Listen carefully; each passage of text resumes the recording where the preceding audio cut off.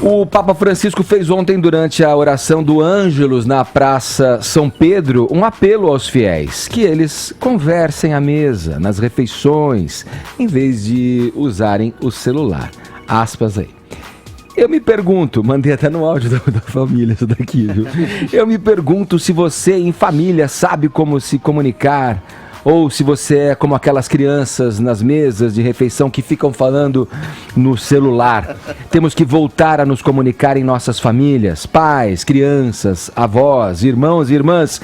Essa é uma tarefa para ser assumida hoje, no Dia da Família Sagrada, fecha aspas, disse o Papa Francisco. Há 2 anos o pontífice criticou o uso de celulares durante a missa. Paulinha, eu acho que se você, como mãe de família, endossa as palavras do nosso Papa Pop. Nossa, já usei isso ontem, foi um sucesso. Já falei, gente, o Papa falou, entendeu? Celulares aqui, ó, nesse cantinho. Põe na gaveta. Vamos comer trocando Não vai pro inferno. Não sei se meus filhos ainda estão muito cientes do que é o inferno, se adiantaria se muito fosse o jogar Papa isso na Bento cara XVI, deles. falaria, se não usar o celular, vai pro inferno. Ratzinger. Adoro o Ratzinger. Essa é a tua cara.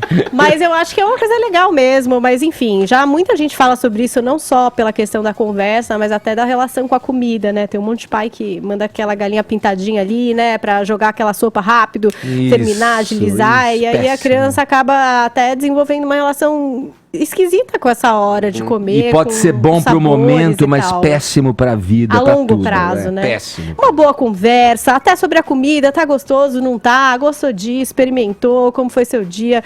Cara, meia hora, 40 minutos, você resolve isso de um jeito bem mais empático, ajudando seu filho a aprender o que é socializar de fato, né? Porque isso aqui é um autismo imposto, né? A criança. É um narcisismo coletivo. Não é uma coisa ruim, eu me lembro sempre quando a gente trata desses assuntos aqui, Alan, aquela frase, putz, eu não vou saber acreditar, isso é mal, mas ele diz o seguinte, o celular aproxima quem está longe e distancia quem está perto. Nesse caso da frase do Papa, é a constatação prática de que isso realmente nos deixa dispersos, meio absortos ali no nosso infinito particular. Não, e o papo, né, começa a ficar ruim, porque a pessoa se desconcentra, entra no celular.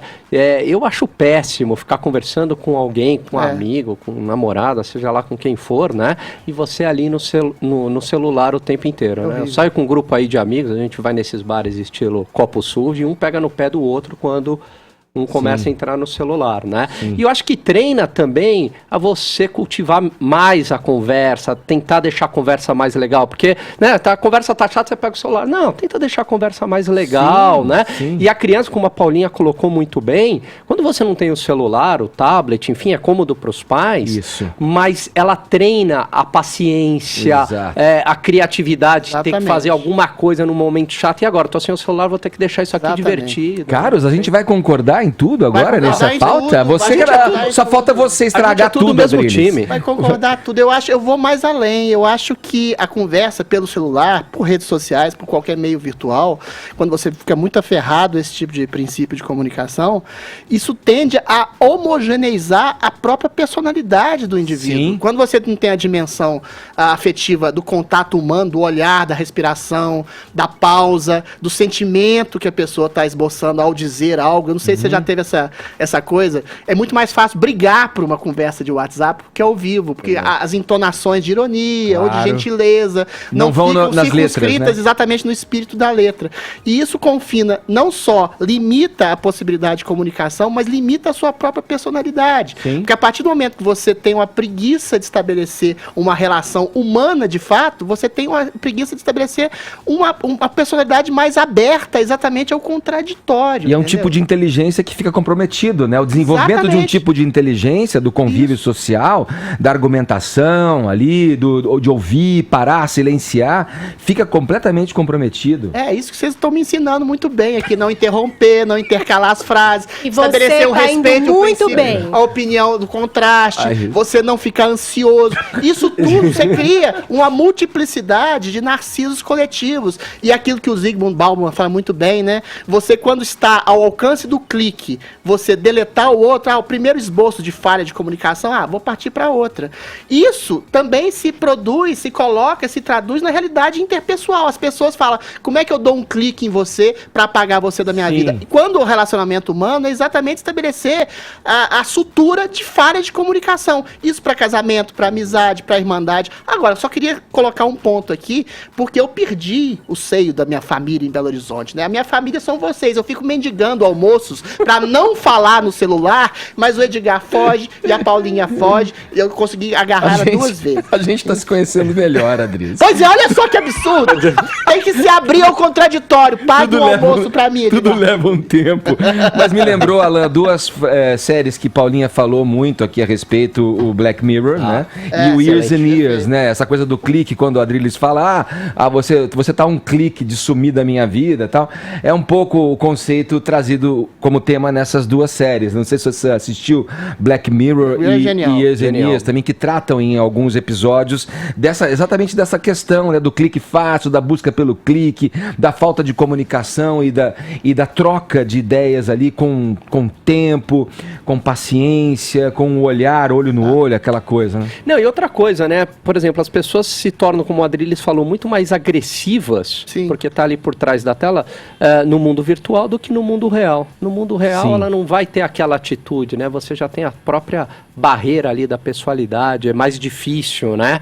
Então eu acho que isso é o lado ruim das redes sociais, né? Potencializa muito a agressividade, potencializa muito a vaidade, né? Sim. E enfim. Sim, Paulinha, e você como mãe de crianças, se não cuidar disso, é uma atitude que vai se normatizando, tá né? Eu acho que assim, o maior desafio hoje é entender como é que isso entra na vida da criança e da família, porque acho bastante utópico falar que jamais, entendeu?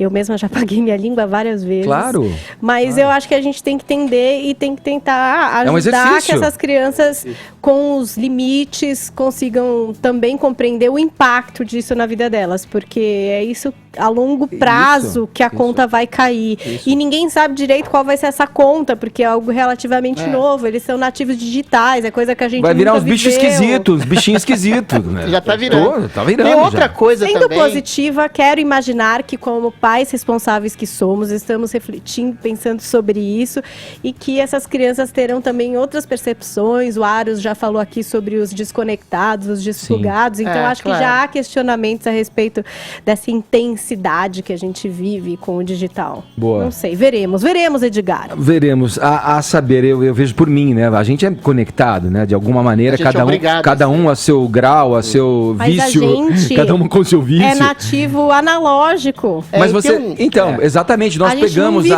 pegamos a transformação, o parâmetro anterior, sem internet, colocou as duas sem coisas. Dispositivos móveis, e aí de repente caiu na nossa mão um aparelhinho desse aqui, cheio de menu para você optar por o que você quiser, ir para onde você quiser, falar com quem você quiser, quem você não quiser, você não fala, você deleta, sai fora. Eu vejo, a gente brinca, né, quando o Aros vem aqui, que eu sou matuto digital e tal, mas muitas vezes, como você, me pego ali, poxa, tô demais nisso aqui.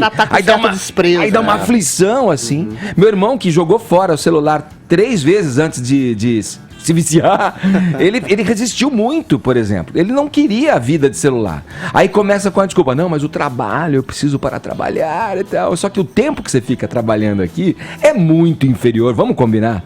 Do que o tempo que você fica procrastinando no celular, as luzes, as opiniões. E nem ócio isso porque não podemos chamar isso de ócio, porque isso está ocupando a tua cabeça, o teu afazer, capacidade cognitiva, mobilizando emoções para um jeito tosco, né? Tem 2 coisas que tem muita gente que fala, ninguém nunca leu tanto quanto agora na civilização do celular, mas é diferente, é uma leitura rápida, que endossa algum tipo de opinião, por exemplo, em rede social, que se adequa, que se adapta à sua, ou seja, cria bolhas. É diferente da leitura de um livro que te coloca numa introspecção contemplativa e meditativa. São leituras rapidinhas, fluídas, que endossam exatamente opiniões estereotipadas. Você já tem e endossa uma personalidade estereotipada que é vinculada à opinião do outro, para criar bolhas de comportamento. E não conviver com a solidão, né? Que é muito importante. A introspecção, né? O tédio, perfeito. Isso é importante, isso é humano, né? Então você tá entediado, pegou o celular e passou. Exatamente. Né? Tem um autor que eu também esqueci a citação, que ele fala exatamente isso. isso. Hoje, os jovens, adolescentes viciados na virtualidade, eles arrumam horas de não fazer nada, fazendo alguma coisa que é infrutífera totalmente. É interessante isso. Né? Eu vi uma conversa também, num debate desses de televisão, a pessoa dizendo do celular, né? Que a gente dorme com ele na cabeceira e acordou, olha para ele, né? Tem uma questão que você acaba alterando biologicamente o teu relógio biológico ali ao fazer isso, né? E não desconecta, né? E não acordar, abrir a janela, ver o tempo, ver o sol, o amanhecer, tal. A própria relação de trabalho. Olha... Você é preso exatamente. Quem tem celular é porque tem um patrão, tem alguém que comanda. Então, o seu patrão pode te achar em qualquer lugar do mundo, em qualquer momento. Antes você poderia ter férias poderia, e se desconectar totalmente. Contratos de trabalho, mas horas as coisas são dedicadas. fluídas, né? E você lembra quando surgiu essa possibilidade, a maravilha da internet? Diziam, nossa, que maravilha. Agora a gente vai trabalhar em casa a hora que a gente quiser. Edgar, vamos nos prender a uma escala. Vai ser muito bom. Vai ser libertador. É uma coisa fascinante. Você pega as previsões futuristas dos anos 20 para o começo do século 21, né? Fala assim, não, eles vão trabalhar 2 a 3 horas e vai haver um movimento de lazer muito mais gigantesco. Ou seja, a gente trabalha em dobro, porque a gente criou mais demandas e mais diversões que suscitam mais trabalho e mais complicação. Olha, meus amigos, vocês estão de parabéns, hein? Olha aqui. Que maravilha. Como são admiráveis as pessoas que concordam com isso, né?